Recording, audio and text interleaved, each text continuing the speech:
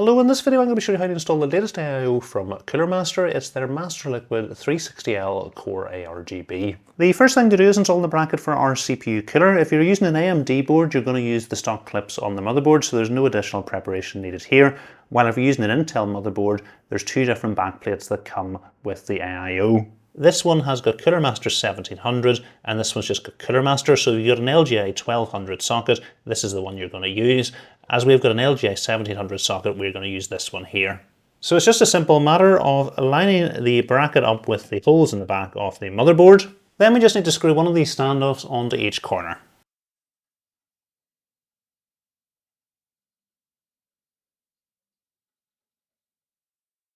So because we're going to be installing this with an Intel motherboard, we can go ahead and set our Intel brackets on top of the pump. And then if we turn things over, we can then set a screw into place. We can set our other bracket into place at the bottom. And again, we'll pop our screws into place. Next, we can set our fans onto the radiator, and we're going to want the cables coming out towards the back of the case. So I've already lined this up in the case, and this is going to be the front, this is going to be the back. So I've got the cables coming out this way.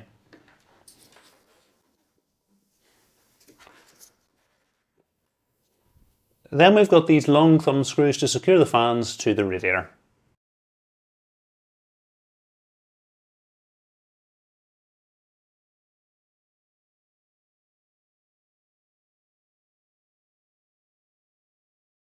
And then I'm just going to give each of the thumb screws a little tighten with a screwdriver. So coming from each of our fans, we've got two cables. We've got this 4-pin PWM cable, which is going to power our fan, allowing it to spin and also allow us to adjust the speed that it spins at. The other is a 3-pin 5-volt ARGB cable, and this is going to power the lighting on the fans and also allow us to control the ARGB effects. Now with the AIO, we get this triple PWM splitter cable. So what I'm going to do is plug the PWM cable coming from each fan into the splitter cable. There we go, so we've now just got one PWM connector to plug into the CPU fan header on our motherboard. So moving on to your ARGB cables, in the box we get this 5:1 ARGB splitter cable. So all we need to do is pull the ends off the cable. We've got a 3-pin 5-volt ARGB header here, and all we need to do is line each of the cables coming from the fans up with it. Now, if this was in at the back of the case when we were doing cable management, there is a chance that if I pull this, it could come disconnected. So Cooler Master have thought about this, and in the box you get this little clip that you simply push over the top, and that prevents the cables coming disconnected. So what I'm going to do is I'm just going to connect up the other two fans.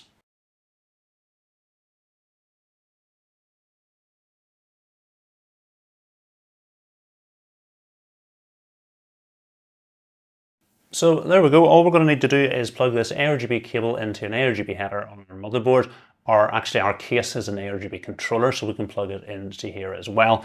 And this is going to allow us to control all the lighting on all three of the fans.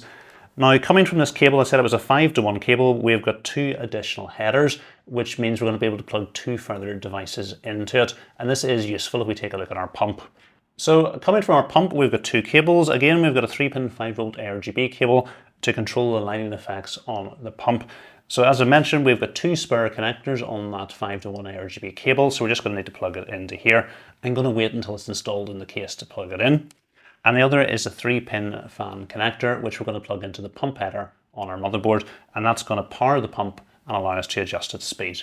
So we can go ahead and set our case's top panel into place. If the case you're using doesn't have a top panel, just line the radiator up in the case where you want to install it. And then we can secure the AIO to the case using these short radiator screws.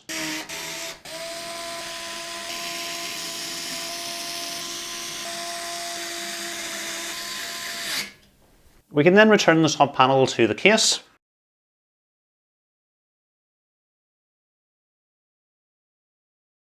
And secure the top panel into place with the two screws we removed earlier on. I'm then going to pass all the fan cables through to the back of the case.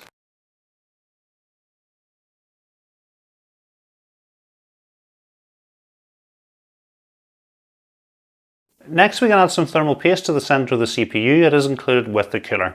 Before we install our pump, we need to remove the plastic protection. And then we can go ahead and line the pump up with the bracket we installed on the motherboard. We're then going to want to get a thumb screw onto each corner.